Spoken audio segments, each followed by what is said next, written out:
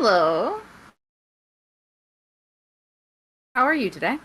I'm good. How are you? Good. Welcome to the Smackdown podcast, This is the better known as what? the Pinfall Podcast.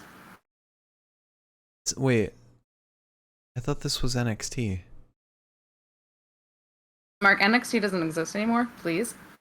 Oh, sorry. I thought this was NXT It's slime Kids. time now.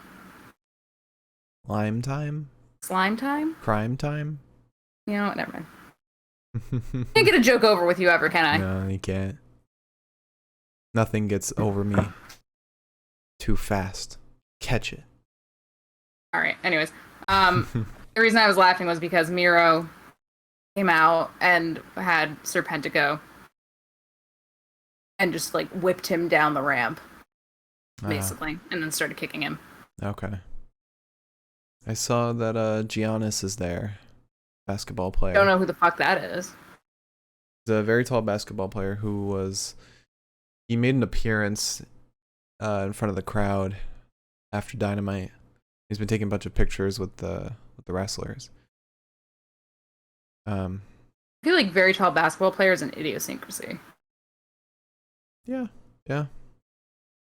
All right, so we had SmackDown, but before we get started with SmackDown, the real juicy bit. I don't know if you want to talk about this in the news. It's the NXT logo. Do you want to talk about it then? Let's talk about it in the news, please. Okay. Give me a couple seconds to breathe. Let's give a little SmackDown in a nutshell right now. Happy Corbin has been birthed. Corbin's still being written really well. Like this is still a great storyline we've got. I hate his walkout so much. His walkout's bad. It's awful. In our opinion. Yeah. Whose opinion will we be talking about? The cat's. Oh, the cat loves it. Yeah, I'm sure she does. Naomi returned. After how long of not being around? Okay, so I'll save it for later, but I'm kind of pissed about what happened there. I don't mind it because it was a good segment it seems like it'll be actually giving her a storyline. Because you gotta piss them off to get a good storyline. You gotta piss off the face.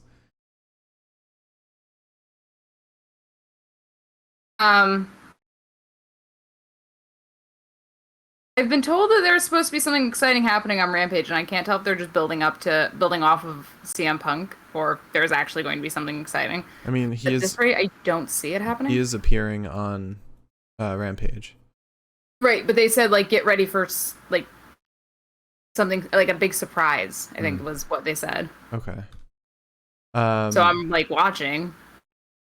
But I'm not watching Rampage right now, so if something big does happen, let me know. I will not be able to stop myself from letting you know, so. I'm trying to avoid match spoilers right now, so I can watch right after this podcast. But what was I going to say?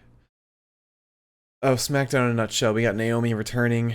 Might be getting a little bit of a her versus the establishment kind of thing. Becky Lynch came to SmackDown, and she's healing it up, but nobody can really boo her.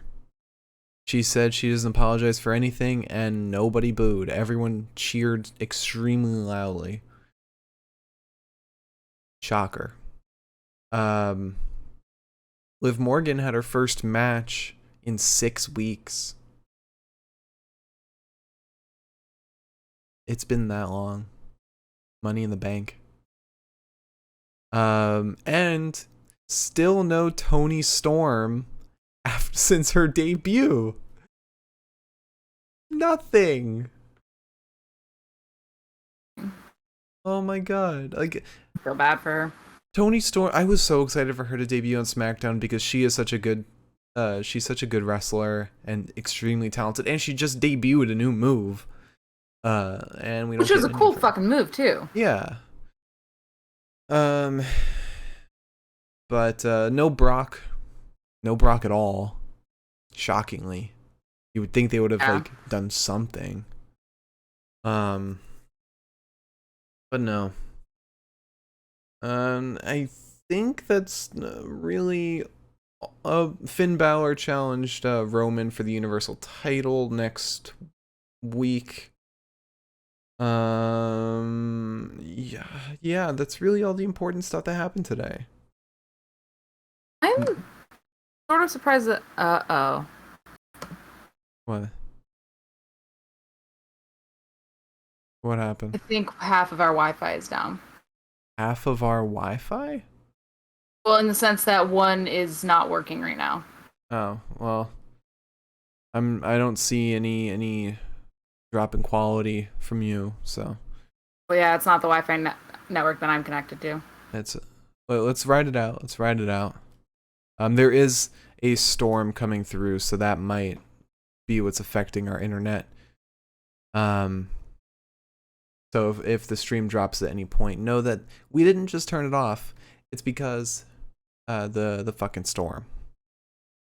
Imagine we were just like, fuck this. Oh, I lost Wi-Fi on my laptop, but that's okay. I don't need it on my laptop.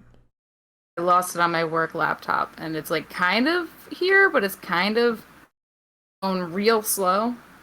Yeah, it's not letting. It says I'm offline on Google Docs, but it's reconnecting. All right. I So, also cannot connect on my phone to anything. do you want to go into the news? I would prefer to go into the things working properly. Yeah.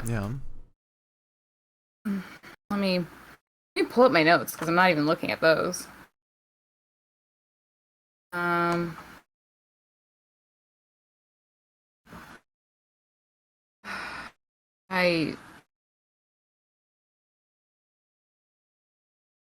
I don't like when Wi-Fi doesn't work. It is like makes me viscerally angry. You are just like my sister. It's just I don't know why, but it's like one of those things where it's like it's in the air. Why doesn't it fucking work? It's in the air. It doesn't make sense. Can Anyways, you pull up the news at all? I can't actually. All right. Well, I have a piece of news that we can talk about in the meantime. Cassie Lee and Jess McKay, the Inspiration, formerly the Iconics, they are returning to professional wrestling. Each of them posted tweets and Instagram posts saying, "Finally, Inspiration returns to professional wrestling. Cassie Lee and Jessica McKay present the Inspiration Tour. Dates and cities to be announced soon." No idea where they're going, but one would think that they would have been invited to join NWA in Power, because this is kind of falling around that time. That's Saturday. I just don't understand the concept of a tour, but that's just me. I mean, WWE and AEW are touring right now. It's just... Yeah, but like I don't understand the concept of a tour when it's just a tag team. Yeah, I don't know. Maybe they're joining AEW and that's their sense of touring. I think it's more of like they've got dates booked at like indie shows. Yeah, I'm sure. I don't know what to do right now because I literally cannot get to any of my news. Well, here's another thing we could talk about. The NXT logo. Yeah. So, it was shown before, it was tweeted out by Wale before SmackDown started, and then there were commercials about it during SmackDown. They completely rebranded NXT, and we see it first with the logo. No longer the yellow brand, the black and gold brand. It is now the tie-dye brand. Oh, I have it back on my laptop. You should have it back. Okay. Let's see. All right, cool. So far, so good. I am not in a bad mood right now. That's Okay, good. so let me start with the news here. Let's start with some non-WWE stuff. Oh, so we're gonna postpone the NXT logo talk? Oh, sorry. You said that the Wi-Fi came back and I kind of ignored it. I was gonna say your brain just reset. I was gonna save the NXT stuff for last so that we could like really talk about it. Mm-hmm. But we can do it now if you want. Sure. So yeah, it's a tie-dye logo, very reminiscent of the old AEW Dynamite logo. It's kind of torn whether people love it or hate it. We don't like it because not because of the logo itself. Yeah. I if you follow us on Twitter, you would have seen that I redid the NXT logo, or not redid, but removed the border from it, and it looks a million times better just by removing the border. But it's less so about the border itself, more so about them just drastically changing the design and the aesthetic without any subtlety, any kind of transition. It's just instantaneous. This is the new logo. Tuesday is probably going to be extremely colorful. Miriam says it reminds me of Nickelodeon's Worldwide Day of Play logo. What does that look like? Oh my god. Let me see. Penelope Ford just came out during a match, and I feel things emotionally on the inside bones. Worldwide Day of Play. Ooh, there's a few logos that they have. Let's see. Man, they have so many different logos for. Oh yeah, they do. I had no clue. Jeez. I mean, it's got all the same colors, especially. Yeah, it is extremely colorful. Wow. I didn't know that they had this many logos. Yeah, I think they change it like every year. Maybe.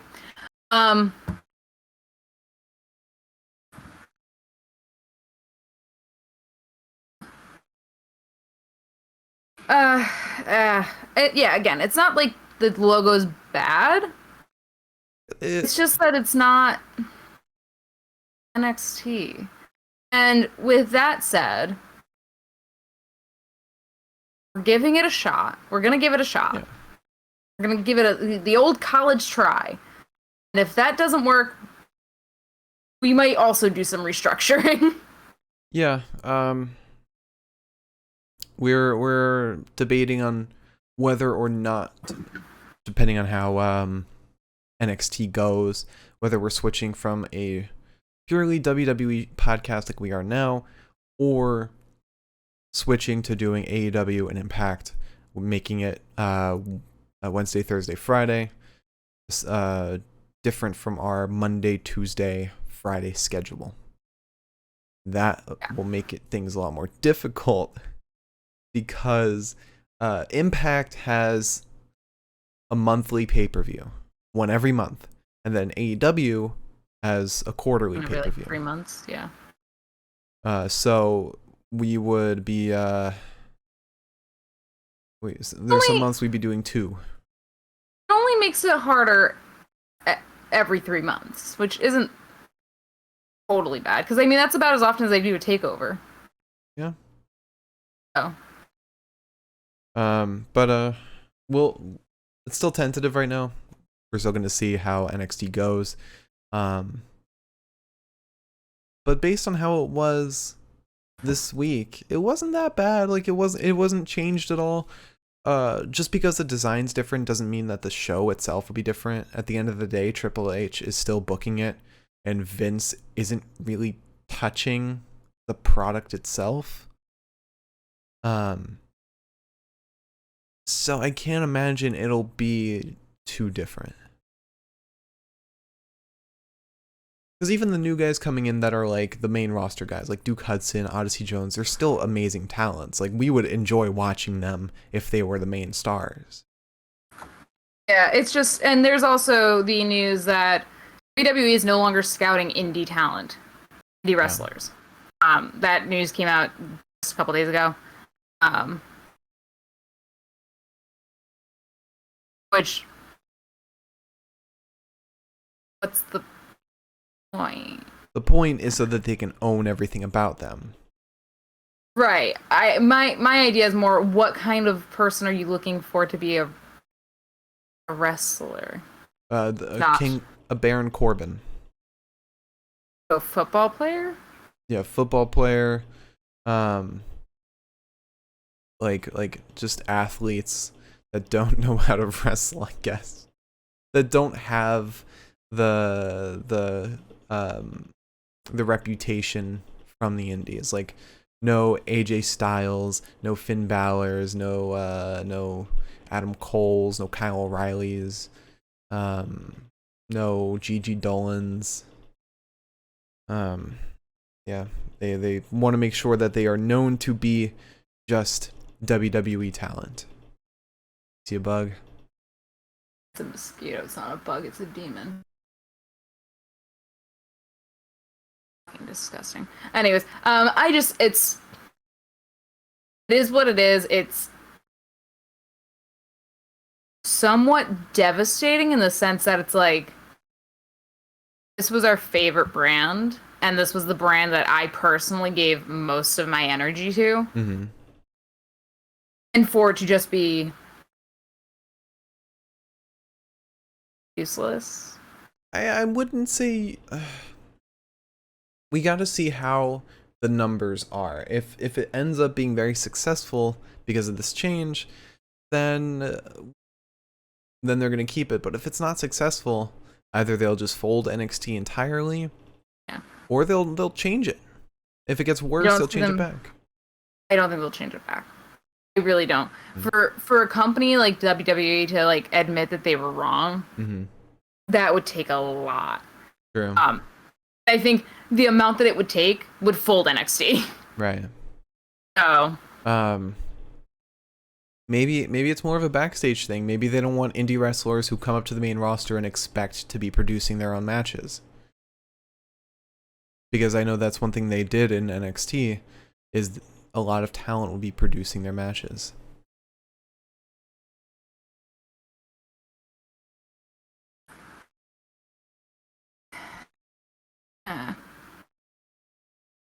Well, we'll see. We don't know that it's bad. I doubt there will be any drastic changes to the product itself. I'd say the only reason this is bad, or that we dislike this new design change, is because it's jarring. If it was done subtly with a transition, it would be better. Like if they kept the yellow in the logo. I think the reason that this sucks is because it's a slap in the face to people who actually enjoyed the other version. Right. Yeah. I don't know. But since when does Vince care about the viewers and more so the shareholders? Yeah, I guess that's fair. But anyways, it's probably best that we start talking about a couple other things. That being, AEW is going forward. Hang on, let me get this news right. Yeah. AEW Dark going forward is going to be taped from Universal Studios from here on out. Where the old Impact shows used to be. Really? Yeah. Now, AEW Dark is in the Impact Zone. Nice. Well, that's a forbidden door. Literally. Yeah, it's actually really cool that they're switching to a more studio format for AEW Dark, as opposed to in front of the live arena audience. Yeah, it would definitely help with leaks getting out. And it might be just a better watch experience to have that smaller crowd. Yeah, maybe. Also, 2 AEW stars tested positive for COVID, but the match was canceled. That was going to be between them. Mm-hmm. The match, however, was never announced. So no one knows who it is, but some people were saying it was 2.0, but then it came out that Matt had a baby, so Right. Yeah. does not quite count. Um. Oh, well, insane. I searched AEW COVID and nothing comes up. It's on Wrestle Talk. Yeah. Again, because the match hadn't been announced and there's really no names to apply to said match, it's like nothing to really talk about. Maybe it was FTR? No, I don't think so. Or two singles guys that were supposed to have a match. The only reason I say, yeah, I think it's two singles people. The only reason I don't think it's FTR is because the whole thing with Cash is that he's got muscle weakness now. Yeah. His arm is just fucked. I'm trying to think of like who we haven't seen on TV in a little bit. Maybe Jake Hager. Haven't seen him in a while. Maybe. I'm trying to think of people that like we haven't seen but like would be relevant to have a match. Yeah. Oh, I don't know. I don't think there's any point in speculating, but yeah. There's also the Impact Bound for Glory venue might have been revealed. It looks like it was previously going to be take place on October 23rd in Las Vegas. No venue was specified at the time. Apparently at this time individuals within Impact have been informed that Sam's Town Live will be where the show takes place. Okay. Which is a relatively famous bar. And then with AEW, there were 9 names concerned. Yep. 9 names confirmed for the Casino Battle Royale at All Out. In addition to Nyla Rose, this includes Julia Hart, Big Swole, The Bunny, Thunder Rosa, Red Velvet, Ty Conti, Penelope Ford, and Diamante. They have been announced. I'm going to push my fucking glasses up because I'm so sweaty. Also, as far as WWE news goes, the only things... Okay, well, Pat McAfee tested positive for COVID-19. Our fucking dude, a 104-degree fever at a certain point. Yeah.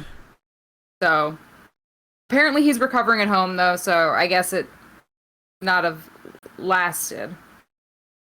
You would have all noticed that SmackDown today lacked some Pat McAfee. Instead it had Corey Graves and Kevin Owens. I'm telling you, they should have just had Bayley come around.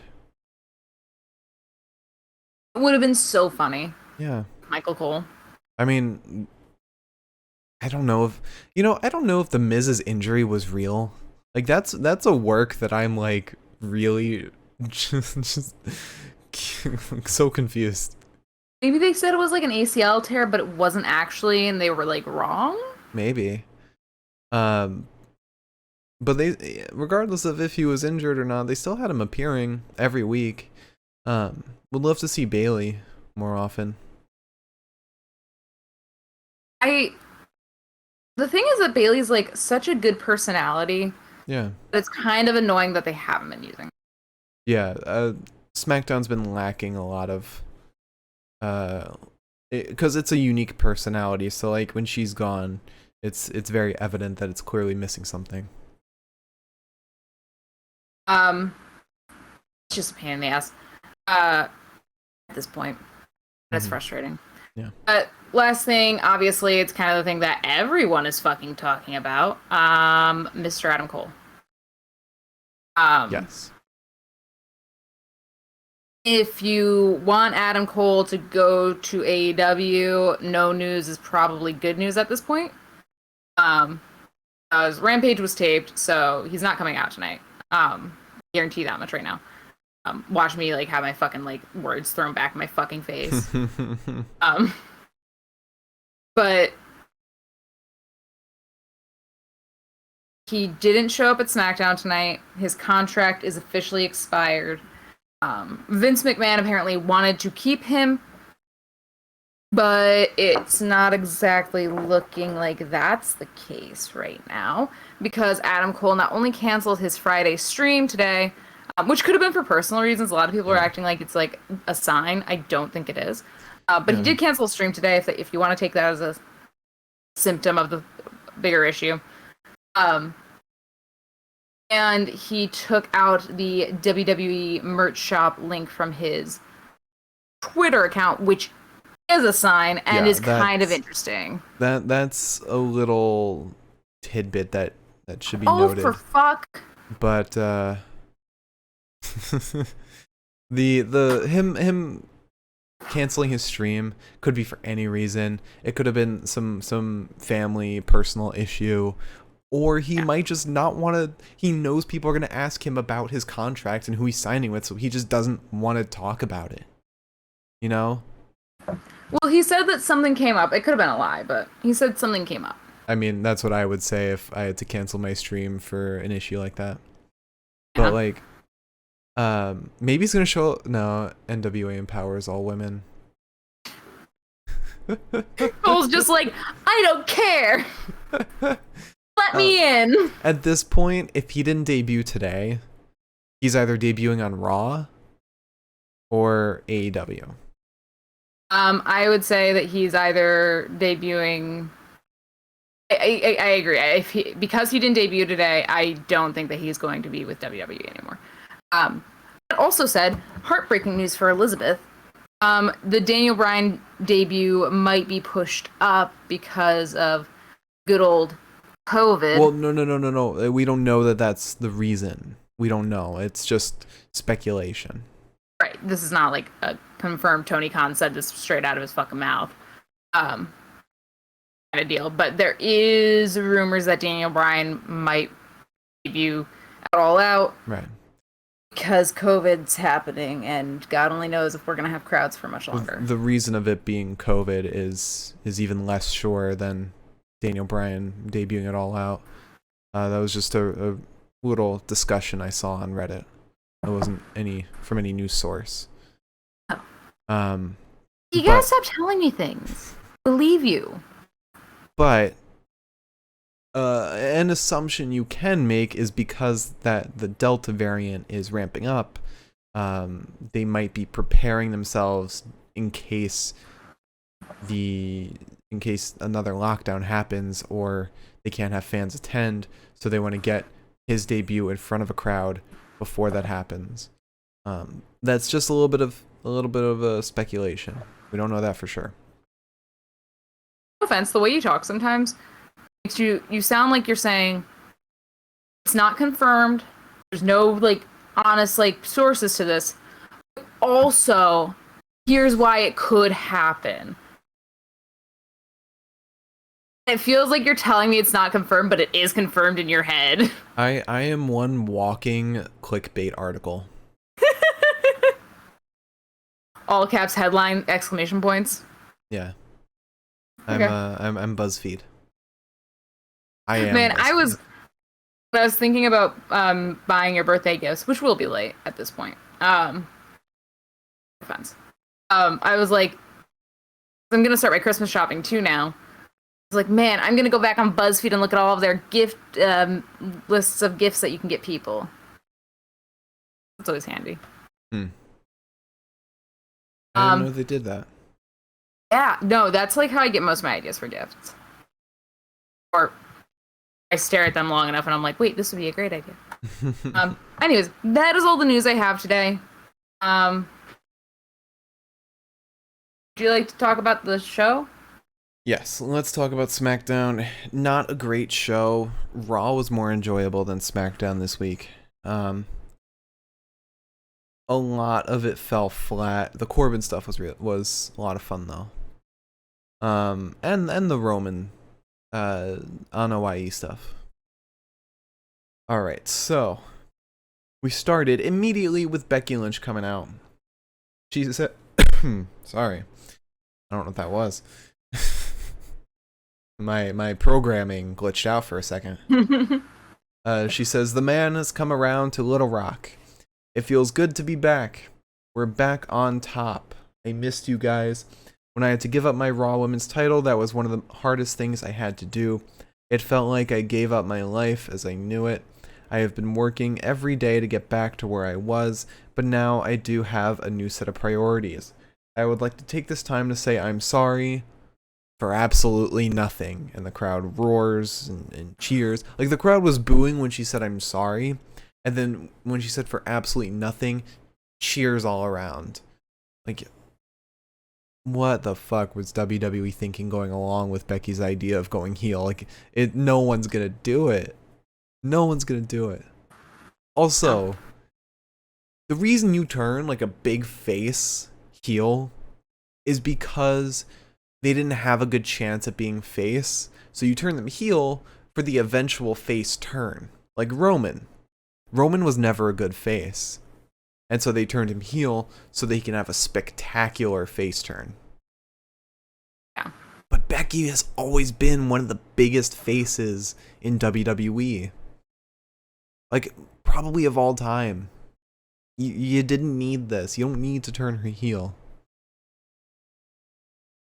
Tell Becky that. Yeah.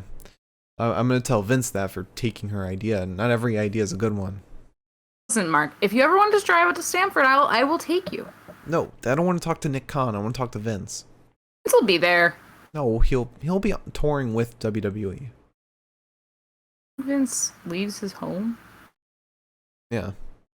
Silly Billy. He works out every midnight. He can handle it. He can handle a plane flight. So she continues by saying, "You could call it a lucky break, but all I needed was an opportunity." Miriam said Vince is in the cryo freezer beneath WWE HQ. So Bianca comes out. She says, "I'm not here to make excuses. If you think I'm okay with what happened, I have been working too hard and too long for you to come in and erase that in 26 seconds. I accept your last minute challenge, so how about the EST and the man tear it down for the title tonight?" Zelina Vega then comes out. She says, wah. Is this what the EST has been reduced to? Crying for a rematch? Bianca, here's what you should do. I think you should fall back. Let me have that match with you. Also, can I just add one thing? Just one teensy tiny little thing. Zelina Vega is 0-9 this year. 0 wins, 9 losses. Honestly, I wish that I had the blind confidence that she has. Because I would get so far in my life if I were just like, I've never done this before successfully, but I'm just gonna try it. Why would you give these title shots or even put her in the title scene to Zelina when you have like Liv Morgan, who's beaten like everyone besides Bianca, or Toni Storm, who's hot right now? She got a win in her debut. Or like, they won't fucking give Tegan Nox and Shotzi their title match, even though they've won 2 championship contender matches. I'm mad. I'm mad right now. Hate this. So anyway, Carmella then comes out. She says, "Listen up, fives. A 10 is speaking." It's Yeah. Is that not a Mean Girls quote? I have no clue. It's been a while since I've seen Mean Girls. Okay. But I just like to think of it as, "Listen up, 5. 10 is speaking." Oh, no. That's 30 Rock. That's different. At first I thought it was a Mean Girls quote, and I was like, it's 2021. Please stop. But now that I know that it's 30 Rock, I actually don't hate it. But still, this was a fucking annoying. Imagine Carmella was actually saying, "Listen up, Alan Angels. Preston Vance is speaking." Listen up, 5. 10 is speaking. Listen. Preston Vance has one shot, one opportunity to fucking do that. Oh, that would be amazing. If he did that, I would fucking scream my head off. Oh my god. It's like how the Dark Order's kind of split right now. Alan Angels is on one side, potentially. Maybe get Preston Vance on the other side, and they start arguing, and maybe like before Elevation, Preston Vance comes out right before his match against Five. Says, "Listen up, Five. Listen up, 5. 10 is speaking." So funny. It would be. All right. They make fun of the WWE so much. Why can't they do it this time? Also, Rampage is over. Nothing exciting happened. Oh, okay. I mean, the matches look good, but nothing like wild. All right, so Carmella then says, "Clearly Becky should be facing the most beautiful woman in WWE. They told me 1 hour before my match that I was Sasha's replacement. I didn't have any time to do my makeup or my hair or anything. I went into the match unprepared." Liv Morgan then comes out, and I thought, finally, somebody who actually should maybe get a title shot. She said, "I don't understand why these two deserve to be in the title picture. But Becky, if you're looking for a contender, I'm right here." The crowd woke up a little bit after Carmella and Zelina. Also, Mark Henry apparently said during Rampage, Don Callis looks like a piece of chewed bubblegum. Did, actually. Mark has a point. Mark has a point. Is it Mark with a K or Mark with a C? Okay. Alright, so then who said this? Carmella, no. Zelina says, "Sweetie, look at you. Must be a nice change of pace considering you've been sitting in catering for 2 months." Bianca then says, "All 3 of you have lost your damn minds. This has nothing to do with you all. Forget them, Becky. Let's get people the match they want." Becky just says, "Nah." She says, "No." And then leaves. And then they all just start brawling in the ring for some reason. I feel like the logical conclusion would be, alright, just go then. Becky doesn't want to do this, let's just go. Yeah, it ended up being kind of like a number 1 contender. Was it actually a number 1 contender match? Felt like it. I thought I heard Michael Cole say something like that. But at this point, number 1 contender matches don't mean anything. They don't, unless you beat the champion. That's like a 66.6% chance, and that spells disaster for them at Sacrifice.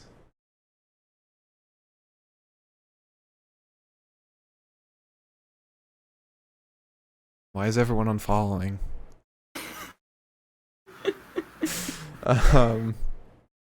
So people are already sick and tired of the Samoa Joe Sacrifice references, and I'm sorry, I don't know what to tell you. They're not going to stop. So then we have Bianca Belair versus Zelina Vega versus Carmella versus Liv Morgan in a fatal 4-way match. Elimination. Yeah, didn't realize it was elimination. There was a pin a couple minutes into it, and I was like, yes, we're done. Narrator voice, but we weren't done. Anywho, so there's a stunning vertical suplex from Bianca to Carmella, and then a shot to the face of Zelina from Bianca.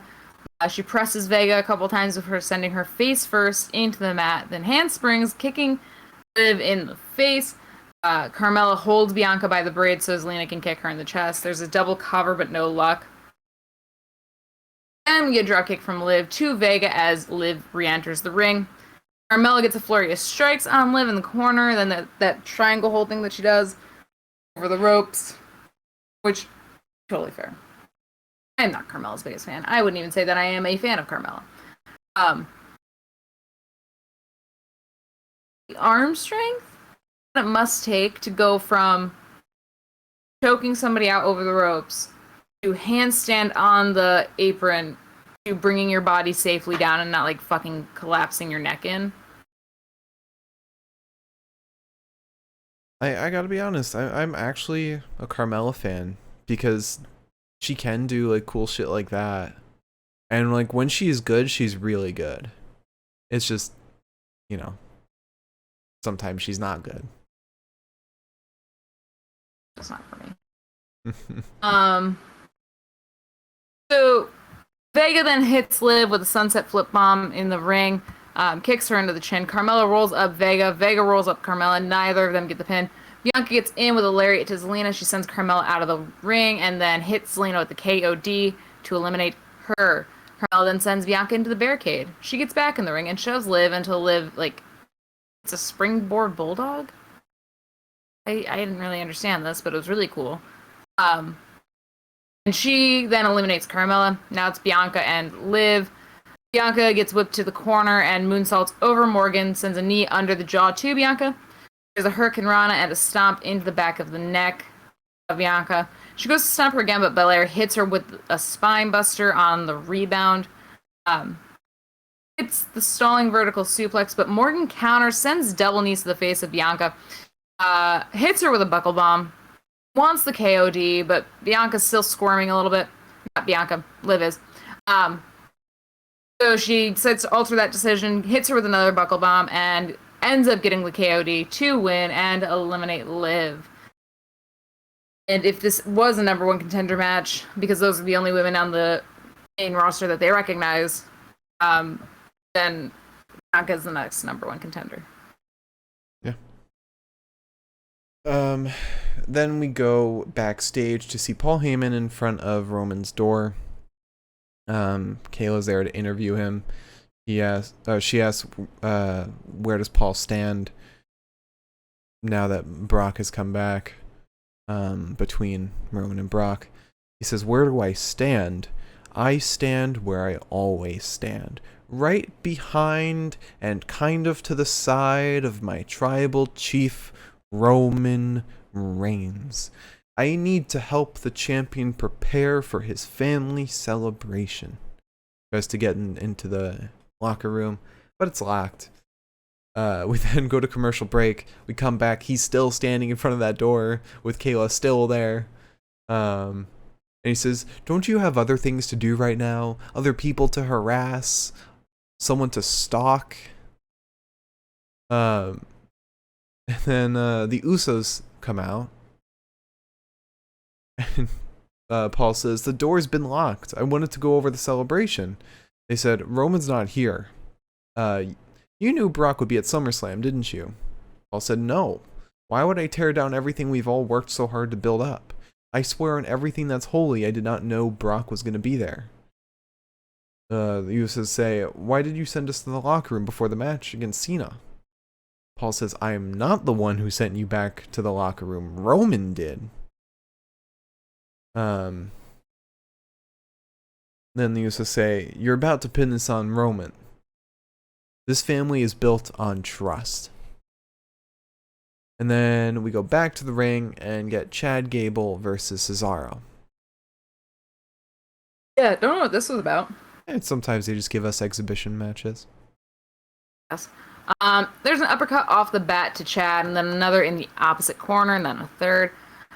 Gable gets thrown down. Cesaro wants the swing. Gable ends up squirming away. We get elbows to the throat of Chad, but Chad ends up hitting a big Northern Lights suplex to Cesaro. It's very weird to see such a big man get thrown into the air and slam down onto the ground.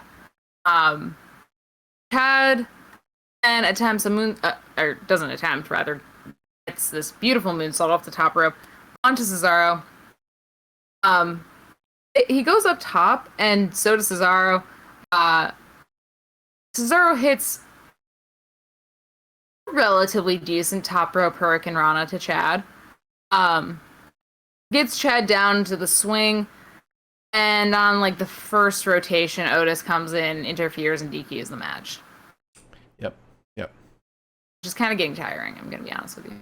Yeah, I mean, these two guys can put on a hell of a match. Just Let it play out. Please, let it play out. You don't need a non-finish.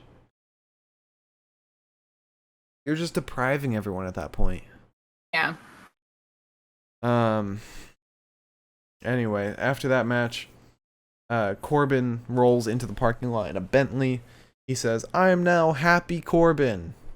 Have you been paying attention to my social media? I'm filthy rich, and I'm happy."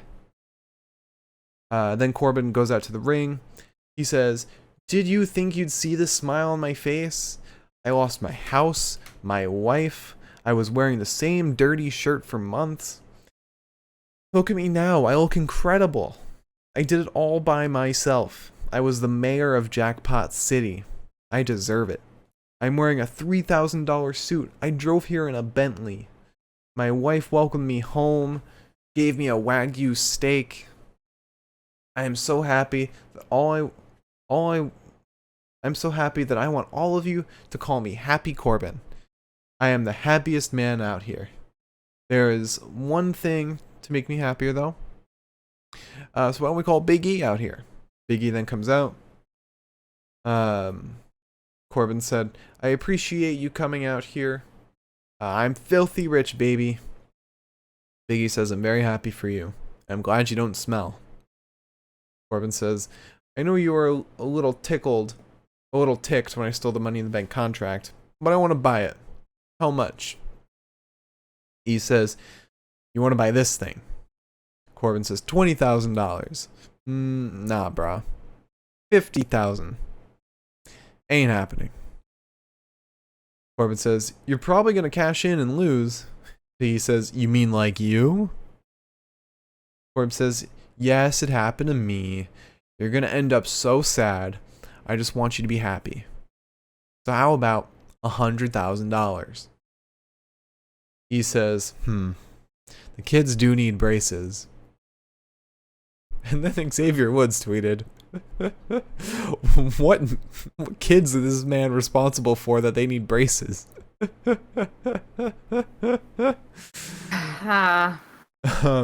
Says, "Hell no. But I do have a myriad of things you could spend it on. A half-eaten sandwich, pencil I found outside, an Arkansas or Razorback plushie." He pulls all this stuff out from his singlet. Corbin says, "Okay, it's all a big joke to you. It's fine. I am way too rich and happy for this. You cash in that and you lose, then you will regret not accepting my $100,000.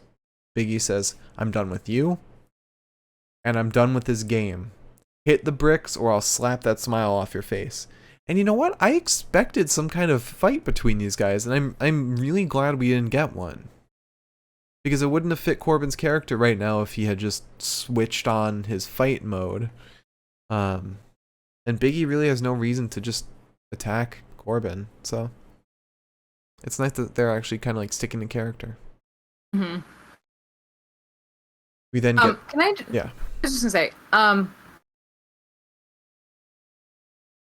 I thought when they trademarked Happy Corbin, I was like, that's weird, but maybe in context of like the situation that they use it in, it's gonna make sense, and I'm gonna be like, oh, I get it, okay.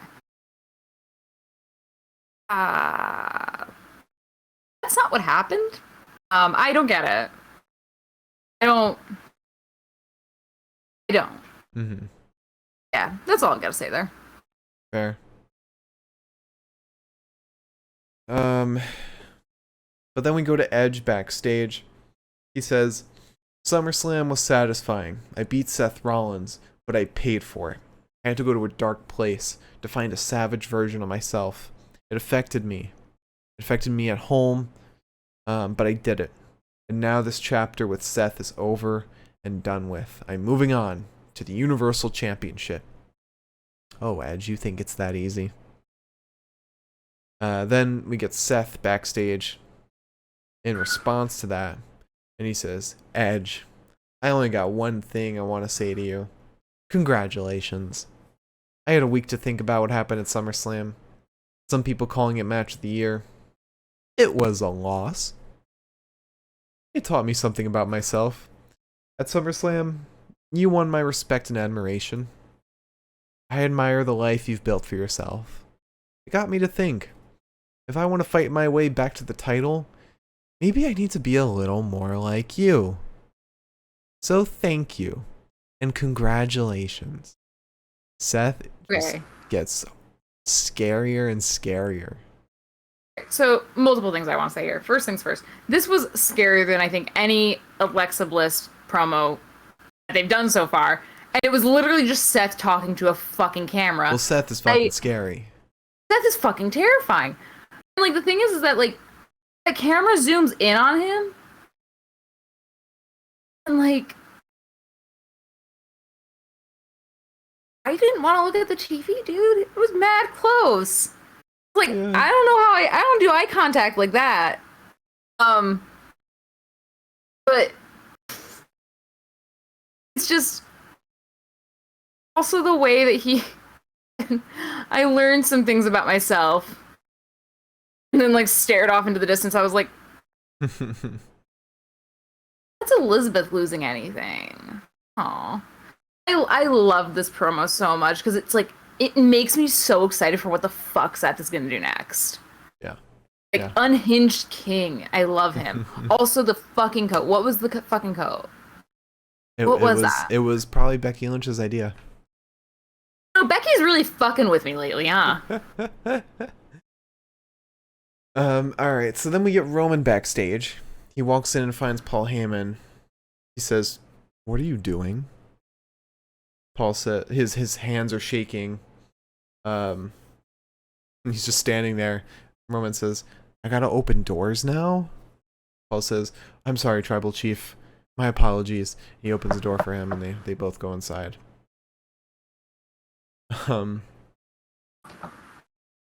Oh god. It's nice knowing that Roman is just a powder keg waiting to blow.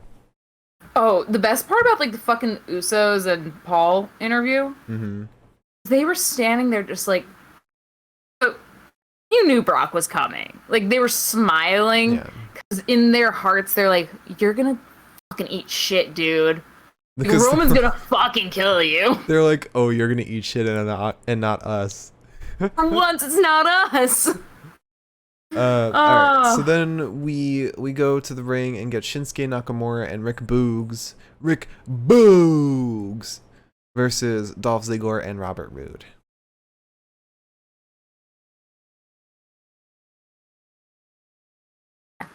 So Boogs is the first one in with Dolph.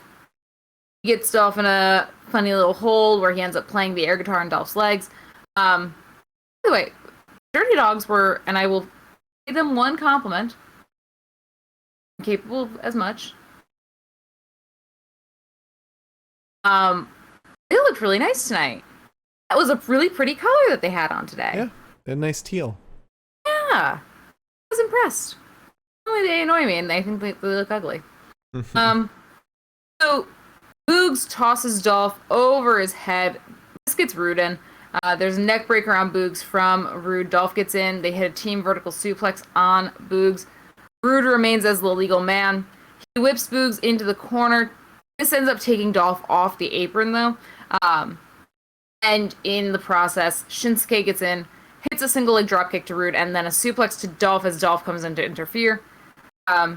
He dodges Roode's double boots and hits a sliding German suplex on his way out of the ring, which is always a really fucking cool move to watch. He wants the Kinshasa, but Roode catches him, tries to roll him up. There's a zigzag on Shinsuke ringside. Ziggler gets in against Shinsuke. Ziggler splashes Shinsuke in the corner. Roode hits him with an inverted atomic drop, then holds him in an abdominal stretch while Ziggler kicks him, or drop kicks him rather. Roode gets in. There's a vertical suplex on Shinsuke. Shinsuke then drops Roode, tags in Boogs. Boogs hits a corkscrew flying elbow and like sort of overhand toss to Dolph in like a I don't even know what it was. It was like he threw him basically. Sort of a suplex, sort of just like throwing a man. He then splashes Dolph in the corner. I think it's called a release suplex. Isn't that just a suplex where you let go? Yeah. There's a lot of suplexes. Yeah. I don't know. There's so many fucking suplexes. So he splashes Dolph in the corner, hits a running bulldog. There's a suplex to Rude as Rude comes in to interfere, and then Dolph slows everything down by super kicking Boogs. Shinsuke breaks the cover, sends Rude out to the ringside area. Shinsuke then gets sent out by Dolph, drops to the floor. Boogs tries to roll Dolph up with no luck. Boogs ends up getting a nasty fucking spine buster on Dolph to win. Yeah. And during the match, we got a little promo from Apollo Crews, which is annoying because last week we had the tag team match between Boogs and Shinsuke versus Apollo and Aziz. You would think if Rick Boogs, in kayfabe, not being very experienced with wrestling, would pin Apollo Crews, that it would be done. Like, obviously, if Boogs is gonna pin him, then then Shinsuke would be able to pin him. It's like the equivalent of tapping. Like, when it happens, it's done. The feud should be over. Why is he still pursuing this? I don't know. And then same thing happened with Boogs and who'd he pin, Dolph? Or Rude? He pinned Dolph. We shouldn't see any more matches between these guys. But it would make sense for Dolph and Rude to come back because it's like it's tag team feud, which is more respectable to come back. It's like in Rampage, Kenny Omega and Brandon Cutler versus Kaz and Christian Cage. If Brandon Cutler pinned Christian, then they should stop feuding on the spot. You know? Yeah. It's just a little, it's those little things that you would think would be some kind of, would drive the story a little bit. But then we go backstage, we see Sonya Deville, and Naomi walks in. We get Naomi's return finally. She said, "Alright, I'm back, I'm ready. Who's my first match?" Sonya says, I didn't even know you were coming to Smackdown. It's probably something Pierce did behind my back. Naomi says, "Well, I'm a 2-time SmackDown Women's Champion." Sonya just said, "I'll think about it. I'll let you know next week." So, we might be getting a little bit of the establishment against Naomi. A little bit. Yeah, so I didn't like this just because I didn't like the fact that, like, Naomi was traded, like, a while ago. Mm-hmm. So for them to suddenly be like, who the fuck are you? It's just, like, a little confusing to me. Mm-hmm. But I am wondering if this is going to lead to Naomi being part of the Bloodline. Yeah. I hope so. I hope she joins. A lot of people have been asking for it. Yeah. It would really help solidify their domination over SmackDown. And I do like that they had her address the fact that she is a SmackDown Women's Champion, because sometimes a lot of wrestlers' past championships are erased for the sake of storyline. And the fact that they're acknowledging that means they probably have high hopes for her and her booking. Maybe she becomes... What was that? I said I don't blame them. Yeah. It's about time. Maybe she'll be Becky's or Bianca's next challenger, depending how things go between them. But I guess we'll have to wait and see. We didn't get much info just off of this promo alone. But we then get Rey Mysterio and Dominic Mysterio and Gorilla. And Rey says, "I need to step down and let you shine. It means it's time for you to do good on your own. I got you booked in a match tonight. I don't know who it is, but you'll be able to secure that W." I love just the fact, like, I booked you in a match.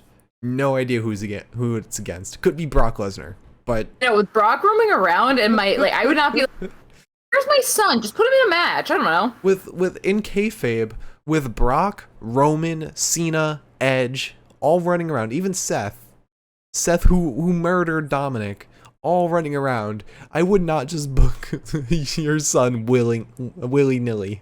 Yeah. Like, have a little more caution. You got lucky by being booked against Sami. Any of those 5 men would obliterate him. Even Dolphin Rude. I think it was funny though, because they gave us this mystery opponent. I think I knew what they were playing into there. You think so? You think they were playing into that? Yeah, I think they're playing into Adam Cole, 100%. I'll live in that little fantasy universe with you. Which I think also would have been kind of like goofy of them to do in a sense, because like you lost, you know, you wanted him and you lost. Yeah.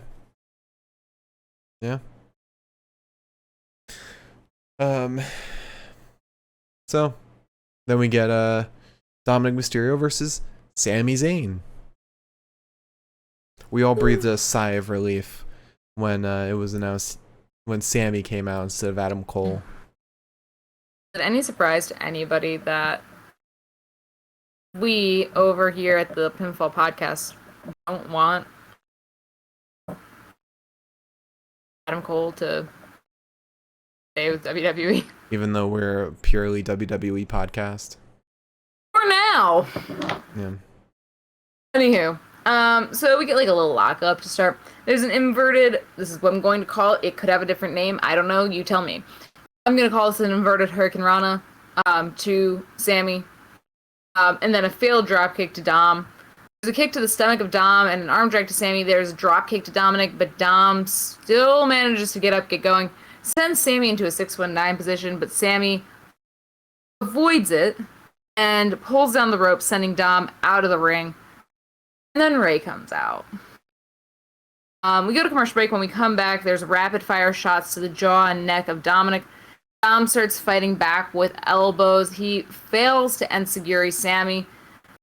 Sami then sends Dom up and over his shoulder, but Dom lands on his feet, sets up the 619, gets it, goes up top. Sami rolls away. It's inverted, hits an exploder suplex into the turnbuckle and then a nasty fucking haluva kick to win. And then Mr. Mysterio was trying to talk to his son, trying to console him in his time of need.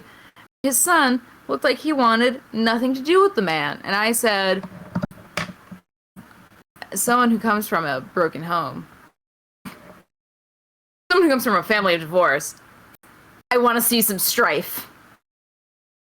But this sucks, because Ray does not, he said he does not want a feud with Dominic. And he's not going to put his all into having to fight his son. That has to suck. Maybe Vince is like convincing him somehow. Oh, convincing him. Convince McMahon.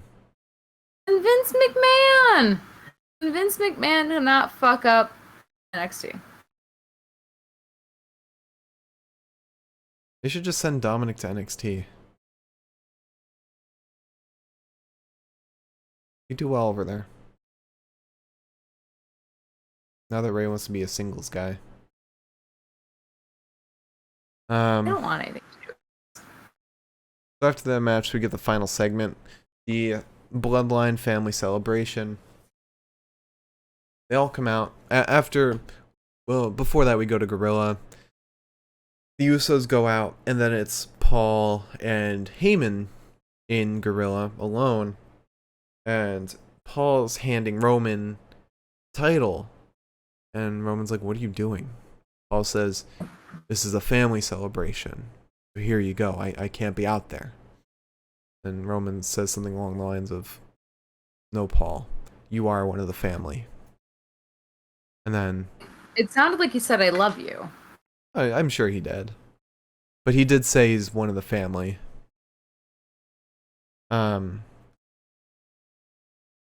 But God, Roman's love is terrifying.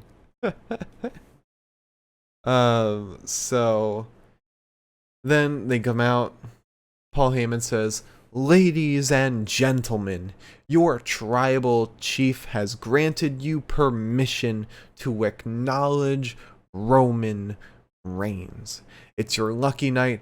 For now, you will also have the opportunity to acknowledge the undisputed SmackDown Tag Team Champions of the world, Jimmy and Jay, the Usos." Ladies and gentlemen, this is the moment in the show that we all get to celebrate the fact that we have clearly seen enough of John, all thanks to the beating at SummerSlam delivered by, and the fact that Cena was beaten by, the undisputed Universal Champion, Roman Reigns. And since Finn Balor comes out. Good boy. What a little man. I am so glad he's being put in this picture again and they didn't just forget him. But at the same time, when he came out, I was like, you better watch your fucking back because Brock Lesnar is going to come out of nowhere and deck you. Because around the corner, Finn. It will take a gust of wind to F5 you. He gets F5 and he just falls to pieces. Just dust. Gets Thanos. It's funny because Finn Balor could probably bench press both of us at the same fucking time. Oh, I'm sure. But it's nice that Finn is getting put back into this picture, but it's also kind of a cop out because it's gonna be a feud that lasts until next weekend, next Friday. Not necessarily. What could happen is Brock Lesnar interrupts, then we get kind of a three-way feud where Finn's like, okay, I'm actually fucking tired of this. I'm getting my shot whether Brock is a part of it or not. I'd rather we didn't manifest Finn Balor versus Roman and Brock. We could have another Daniel Bryan WrestleMania 30 moment. That would be awesome. So he says, hey Roman, you know I got screwed out of our match at SummerSlam. I'll deal with Cena in due time. No, you won't. He's gone for good. Now Edge is talking about Universal Championship. Brock Lesnar's back. I was gonna come out here and challenge you to a match at Extreme Rules, but seeing as I don't trust anyone around here, and I'm not waiting in line, I'm challenging you to a match for the Universal Championship next week at Smackdown.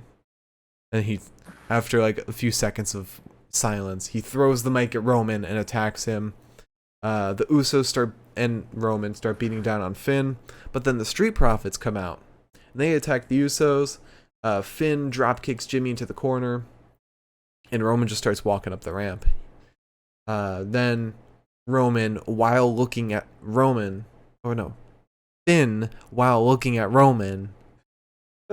does a coup de grace onto Jimmy. And that ends the show. I want a prolonged Finn-Roman feud so bad. Wow. Maybe they're building up Finn to be the guy to take it. Because I could see his opportunity getting taken time after time after time again, making him the ultimate babyface. And then his real opportunity finally comes, and he takes it. Unless it's kind of the same story they're doing with Edge right now. Edge has had every opportunity taken from him, and then when he finally gets a singles match without any outside interference, that's when he gets it. But I honestly, I don't know. I just want that belt back on Finn. I really do. Listen. Finn looks so nice with a belt on. I want whoever takes the belt off of Roman to be somebody that looks like anyone else on the roster can take them. So like any challenger becomes a threat. Not like when Kevin Owens challenged Roman, it's like, okay, Kevin, you know you're gonna get your ass beat. You know? I get what you're saying, because that's how I feel too. I want I want Finn to have a real chance, and I don't feel like he's going to get it. Yeah. We'll see. They've done really well with the whole Roman and Bloodline storyline, and this whole title reign in general. So I'm sure we'll get some good stuff out of Finn. They have yet to fuck up Finn. Yet. In a pretty short time, but they've been careful. Take that long. So that's SmackDown. You want to move on to bests of the night? I'm so happy I've got my structure again. But before we do best of the night, let's do the top 10 rankings of 2021 thus far among the top promotions in professional wrestling. Starting with number 10. Not too much has changed this week. Number 10, Nash Carter from NXT. Number 9, also Nash Carter really likes the NXT logo change, apparently. That's great for him. Yeah. He's Congrats, getting paid buddy. to like it. Yeah, he's also getting paid to be booed. Yeah. I love Nash Carter. I don't know why I'm being mean. I'm a little sensitive right now, that's all. I know. Number 9, one half of the Impact Tag Team Champions, Doc Gallows. Number 8, one half of the AEW Tag Team Champs, Nick Jackson. Number 7, the TNT Champion, Miro. Number 6, formerly the SmackDown Women's Champion, the EST of WWE, Bianca Belair.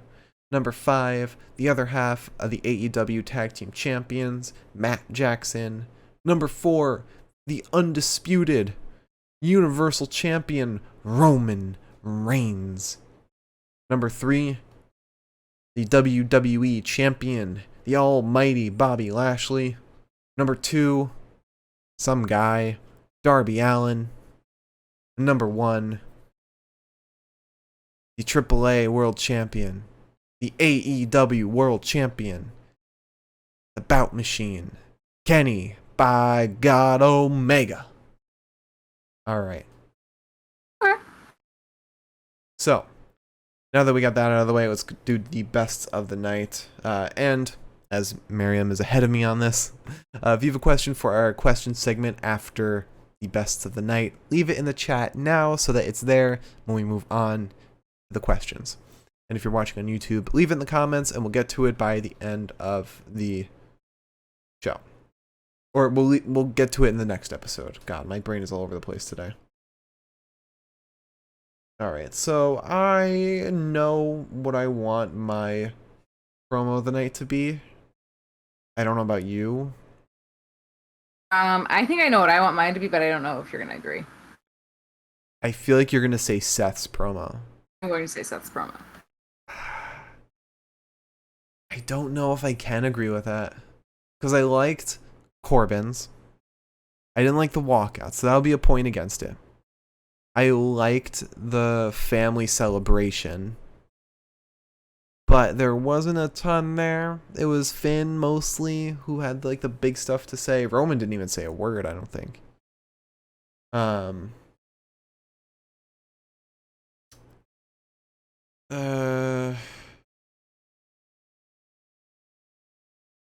That was good. You know what? I'll agree with you. I'll go with Seth. Seth's elicited like a real fucking Reaction from me. Sorry, I've also got the Yankees game up right now. You were complaining about the Wi-Fi like a half hour ago. No, it's not like I'm watching a stream. Watching like the play-by-play on MLB. Alright, so let's do Wrestler of the Night. There's only 4 matches, so not much for us to go through. I know what I'm picking. Do you know what you're picking?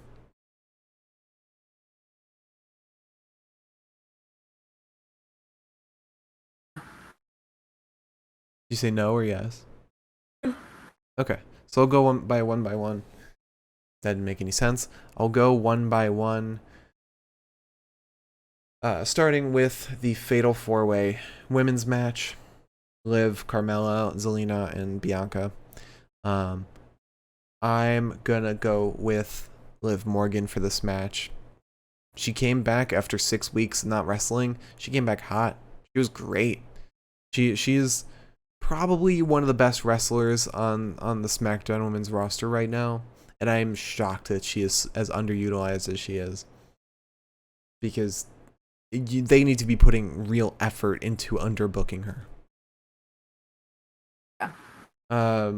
Next up, had Gable versus Cesaro. I'll go with Cesaro. This match wasn't very long. Wasn't long enough to have like a real pick out of this, but his attempt at a Hurricane Rana wasn't enough to warrant him over Chad, because he's trying new stuff. Even if it didn't work out super successfully, he tried.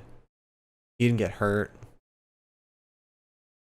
So up next we had Shinsuke Nakamura and Rick Boogs versus Dolph Ziggler and Robert Roode. I'm going with Rick Boogs. Rick Boogs fucking rocks. He's such a good wrestler. Fucking incredible. Yeah. And his character work in the ring is awesome. Him playing the guitar on his opponent's legs, that's so good. Yeah, I'm sure Vince is probably hot on him too. Oh, I'm sure. His gear also, the denim singlet. I sort of hate that, actually. I'm gonna be honest with you. I don't know how I feel on that one. But he is doing everything to make sure he stands out, and he's doing such a good job. Everything from his character, his gimmick, his gear, the way he speaks, he is incredible. He's going to do amazing things. I think I've already said this before. He's going to do amazing things in WWE in the future. Yeah, probably. And he's big. He's exactly what Vince is looking for. Him. Yeah, when he used to be in the crowd, in the performance center. Well, did you know that energy just needed to be channeled? Yeah. I mean, we always said he would have been great in the ring because he has so much energy. And then finally, Dominic Mysterio versus Sami Zayn. I'll go with Sami Zayn. I'll be honest, I didn't pay attention to a ton in this match. I don't know what was happening, but Sami just seemed like the more fun wrestler to watch. My interest peaked whenever he did anything, as opposed to Dominic. And also Sami, it never feels like he's pulling his hits. Like his haluva kick looks like it fucking hurts. That's why I love him against Kevin Owens. Yeah. But wrestler of the night, I'm gonna give it to Rick Boogs.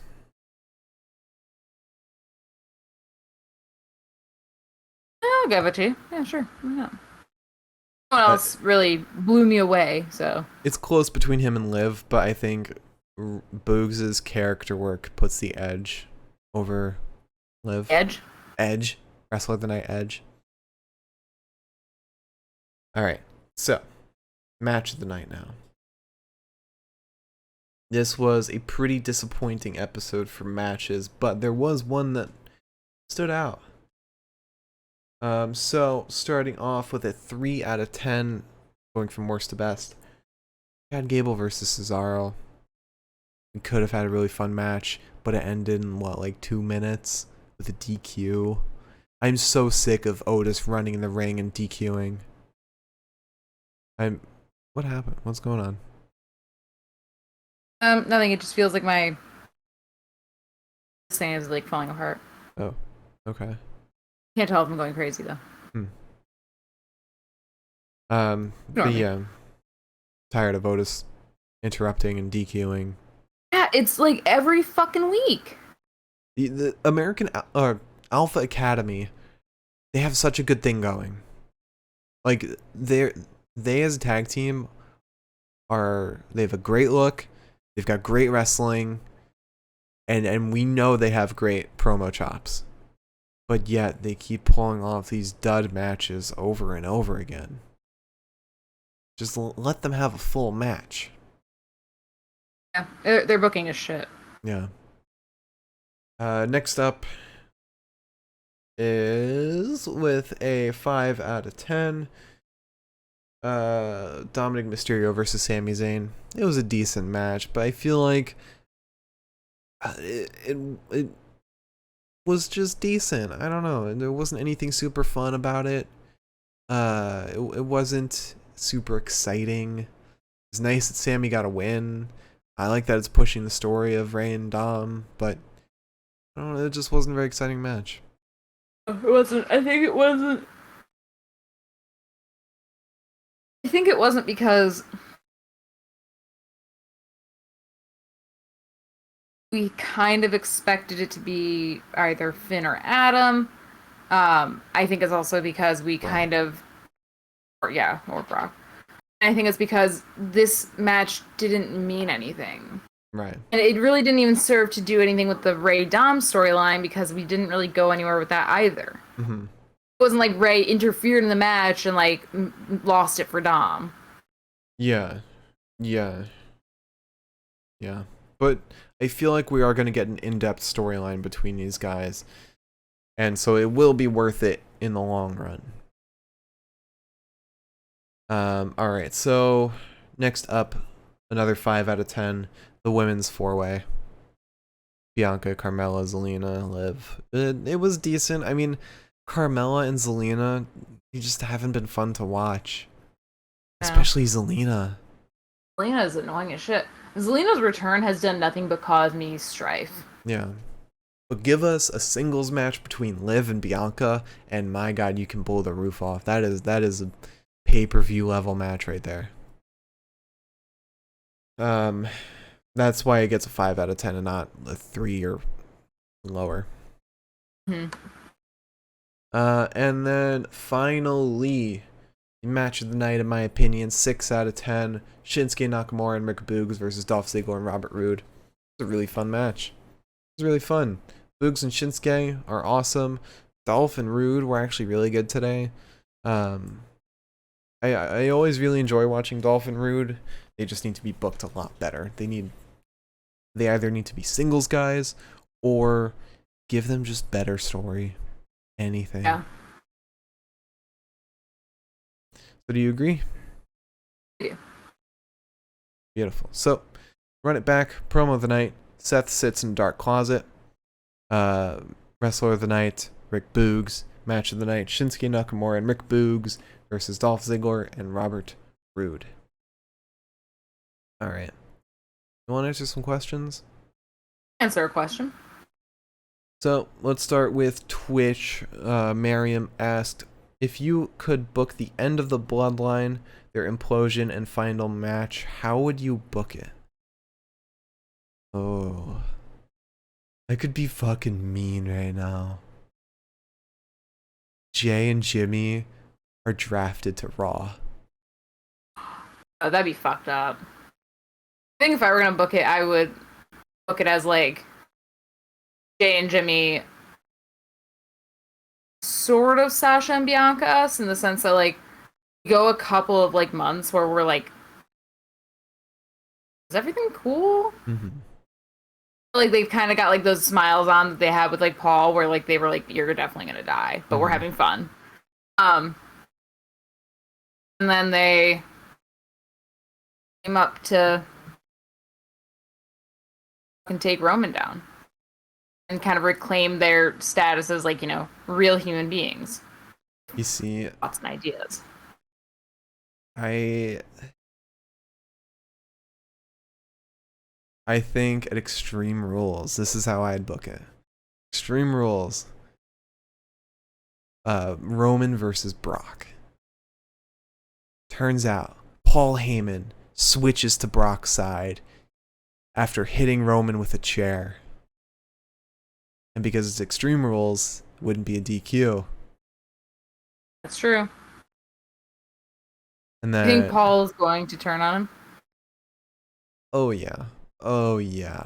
It's fucking Paul Heyman. Of course he's gonna turn on Roman.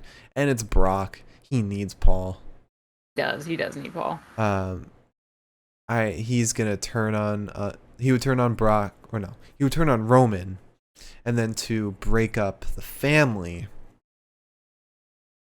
you throw in Naomi. Naomi is sick of this shit. She cuts a great promo about how this has been affecting their home life, about how Jimmy's been drinking and driving. No, now. she cannot cut that promo. That's fucked up. It's what Jimmy deserves for fucking doing that. You know what Jimmy deserves? Jimmy deserves jail time, but Jimmy got a title instead. Oh.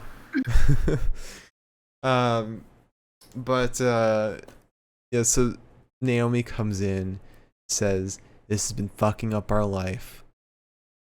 You need to cut this shit out, Roman." And then she like really gets in his face, and then they have Roman attack Naomi, and that's the final straw for the use of, or for Jimmy. That's when Jimmy fucking bails, and then The Rock comes in and just lays out Roman. So yeah, what I would do is I would just like have Jimmy and Jay go along for a couple of months, totally on Roman's side, totally just like feeding him bullshit through smiles, and then like commands them to do something after like winning a match, maybe. Another way to go is also... I wasn't done. Oh, I'm sorry. Go ahead. But he commands them to do something, and they're both like, no. Like they go in, like one of them brings a chair into the ring, as if they're going to like beat up the opponent. And then they just Dakota Kai him, turn on Roman. Mm-hmm. Because the two of them together are probably about as strong as Roman. So. Well. I said probably and about as. Okay. Another way you could go... Shoot, I just had this thought in my head. It's gone now. Oh, yeah, another way you can go is the reason the Usos joined Roman in the first place was because he said if they didn't join them, they would be like out of the family, wouldn't earn any money, they'd be kicked from the table, their families wouldn't eat anymore. But now they're champions. They have that champion wallet. They don't need Roman anymore. And that's where it goes into your thought process, your booking. And they start turning on him and feeding him bullshit. I see it working. Alright, so Milam also has a question on YouTube on the SummerSlam podcast. He says, "You both seem to have experience in production. What do you think would make wrestling TV better TV from a production standpoint?" Fire Kevin Dunn.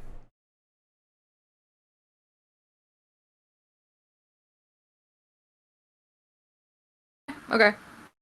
Also put a mic in the ring, like underneath the ring, so you really hear the hits and then the impacts on the canvas. Impact. We've talked about this before with darker lighting. Yeah. Which the live shows have definitely helped with. Mm-hmm. I don't know. I guess Get rid of the giant LED board. What are you looking at? I'm gonna say bug. Big bug? What are you doing? Not one I've ever seen before, that's for fucking sure. I'll let him live for a little bit, because it's not my problem. I just think that hiring 90% of the writing team. I'd say hire writers that actually know wrestling. Because they're fans. Not necessarily fans, but fans of wrestling. Right. That's been one thing that WWE does. They specifically don't hire you for a writer's position if you don't, or if you enjoy wrestling. They don't hire you if you enjoy wrestling. Also get rid of the giant LED board. Put in like a nice stage. Have some like depth to the stage. Um, and better cameras. They got shitty. I think it's Sony EX3s that they're using. They need better stuff. That's very live TV, camera stuff. But I think AEW shoots better because they have like 60 FPS cameras.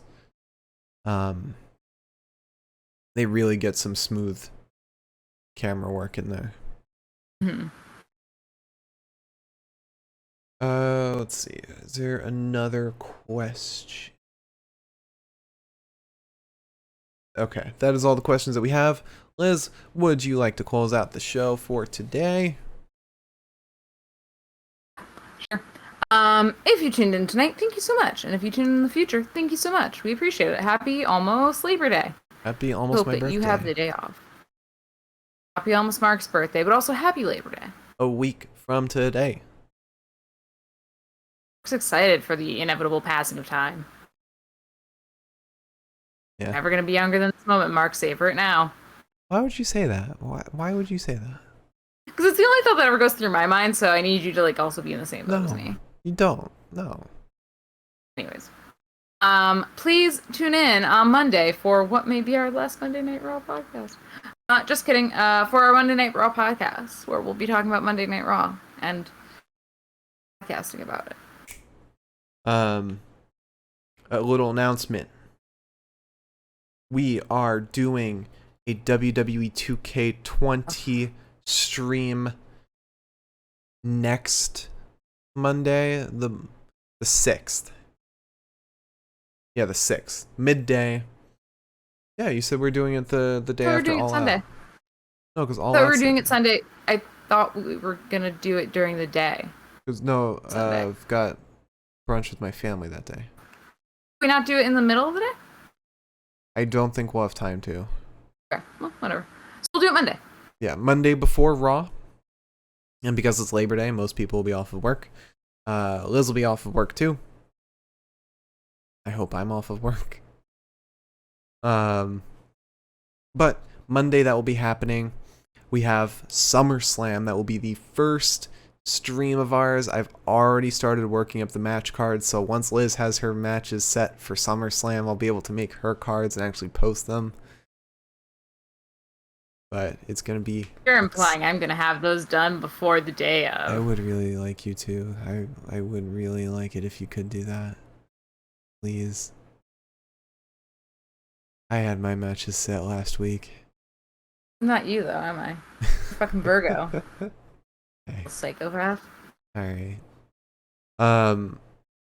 So far on the card, we have Apollo Crews, the World Heavyweight Champion, goes up against Aleister Black.